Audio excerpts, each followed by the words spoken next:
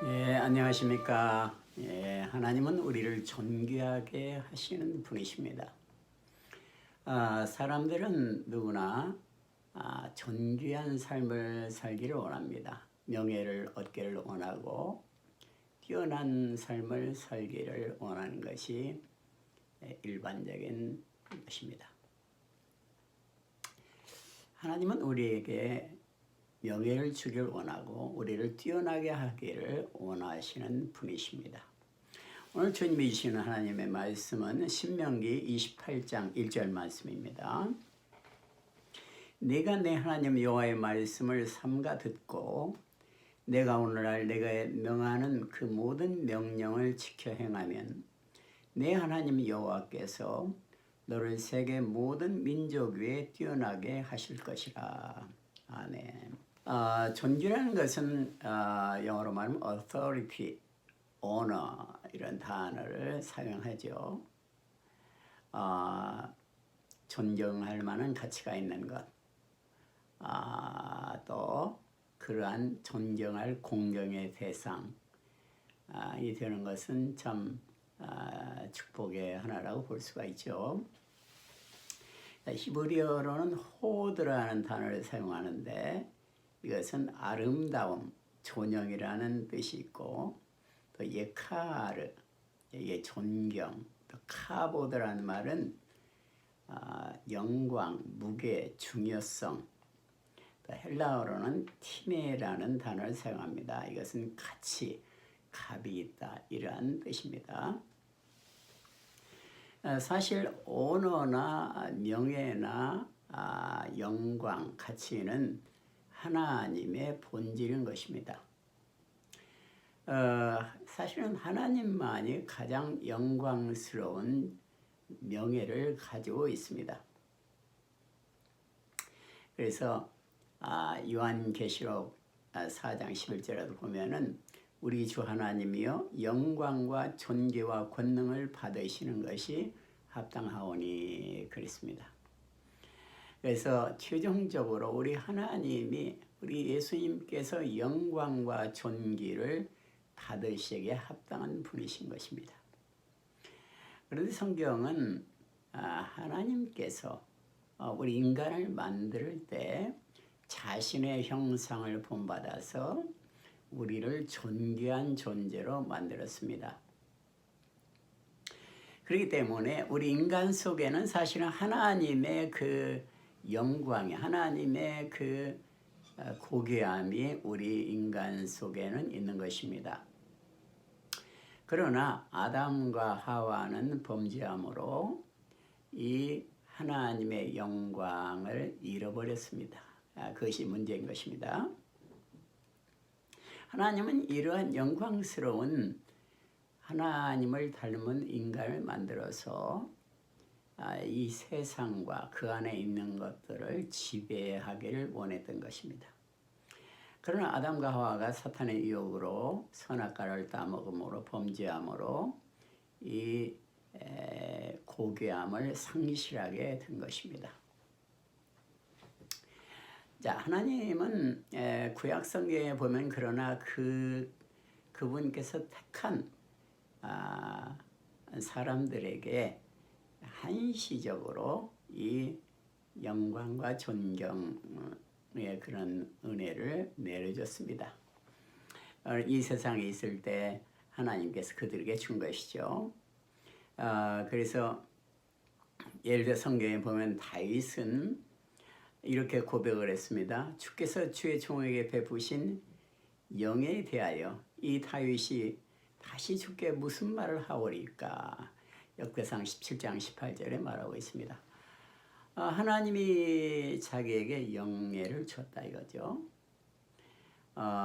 또 전도서에도 보면 전도서 6장 2절을 보면은 어떤 사람은 그의 영혼이 바라는 모든 소원에 부족함이 없어 재물과 부와 존귀를 하나님께 받았으니, 그래서 하나님께서 영광을 또 고귀함을 우리 인간에게 선물로 택한 백성들에게 구약 성경에 보면 준 것입니다.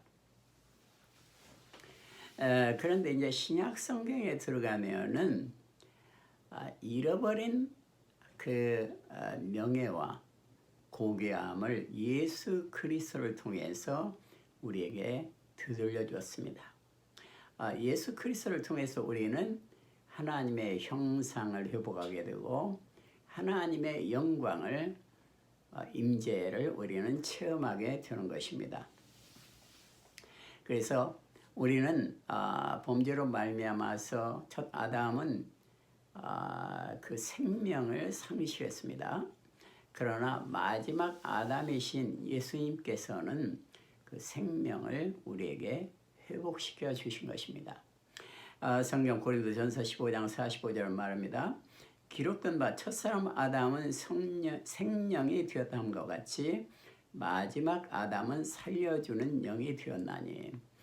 마지막 아담이신 예수 그리스도가 우리에게 살려주는 영이 되어서 우리를 죽음에서 구원하시고 우리에게 영광을, 하나님의 영광을 회복하여 준 것입니다. 하나님의 자녀의 영광을 회복하여 준 것입니다. 자, 오늘 말씀으로 되돌아가 보면은 하나님께서는 이스라엘 백성이 가나안 땅에 들어가기 전에 이스라엘 백성에게 모세를 통해서 이 약속을 줬습니다. 신명기의 약속을 줬습니다. 그 약속은 내가 내 하나님 여호와의 말씀을 삼가 듣고 내가 오늘날 내게 명하는 그 모든 명령을 지켜 행하면은 내 하나님 여호와께서 너를 세계 모든 민족 위에 뛰어나게 하실 것이라. 자, 우리를 세계 모든 민족 위에 뛰어나게 한다고 약속하고 있는 것입니다. 그런데 그 조건이 뭐냐니까 먼저 여호와의 말씀을 삼가 듣고라고 말하고 있습니다. 하나님의 말씀을 듣는 것이 필요한 것입니다. 믿음은 들음에서 나고 들음은 하나님의 말씀, 복음에서 비롯되는 것이죠. 그러니까 우리가 하나님의 말씀, 지금도 우리를 축복하시고자 주시는 예수 그리스도의 복음을 들을 때 믿음이 생기죠. 들을 때. 그리고 이제 믿음이 생길 때 우리는 하나님의 말씀을 순종하는 명령을 지켜 행하는 그러한 능력이 생기는 것이죠. 우리가 믿음이 없을 때는 하나님의 말씀을 순종하고 따르는 것이 굉장히 어렵죠. 어려운데 믿음이 생기고 성령의 인도를 깨닫게 되면은 성령의 세미한 음성에도 우리가 민감하게 되고 또 그 성령의 인도함을 따르는 것이 얼마나 큰 은혜고 축복인가를 알기 때문에 또 성령님이 우리를 인도하기 때문에 우리는 하나님과 동행하는 삶을 살 수가 있는 것이죠. 우리가 이제 예수를 믿는다는 것이 하나의 무슨 율법을 잘 지키는 것으로 착각할 수가 있는데 사실은 인간의 능력으로는 율법을 지킬 수 있는 힘이 타락하였기 때문에 사실은 없는 것입니다. 우리는 은혜를 받고 하나님의 그 성령의 임함으로 그 성령의 능력으로 우리가 하나님의 말씀을 따를 수 있는 능력이 생기고 또 성령님께서 우리 자신을 인도하시는 것입니다. 그래서 성령님께서는 하나님의 말씀을 따를 수 있는 믿음을 주고 행할 수 있는 능력도 우리에게 주시는 것입니다. 그래서 우리가 먼저 하나님의 말씀을 듣고 은혜를 받는 것이 참 중요하죠. 그럴 때 하나님이 주시는 그 복이 우리 가운데 임하여서 내가 너를 세계 모든 민족 위에 뛰어나게 하겠다 이렇게 약속하고 있습니다. 이 약속은 신명기서의 약속은 지금도 우리에게 효력이 있는 것입니다. 그것은 우리가 예수를 믿기 때문에 예수님 안에서 우리는 비록 방황하던 죄인이었지만 우리 죄가 용서받고 하나님의 자녀가 되었고 예수 안에서 우리는 십자가에서 모든 하나님의 계명을 완수한 예수 안에서 우리는 온전히 명령을 지키고 따를 수 있는 그런 능력이 생기고 또 그러한 하나님의 은혜를 받을 수가 있는 것입니다. 자, 이 성경에서 복이라는 단어는 베리카라는 히브리어를 사용하는데 이것은 무릎을 꿇다, 순종이라는 뜻입니다.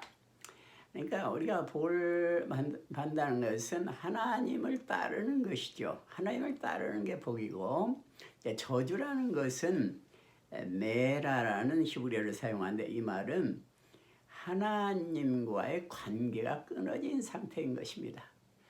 그러니까 우리가 이 세상에서 아무리 출세를 하거나 이름이 날리더라도 하나님과의 관계가 끊어졌다는 것은 사실 저주 아래 있는 것이죠. 그러니까 하나님과의 관계를 항상 끊이지 않고 유지하는 것, 이것은 참으로 가장 큰 축복 중에 축복인 것을 우리가 알 수가 있습니다. 주님은 지금도 오늘 우리에게 command, 우리에게 명하시고 우리의 삶의 길을 인도하십니다.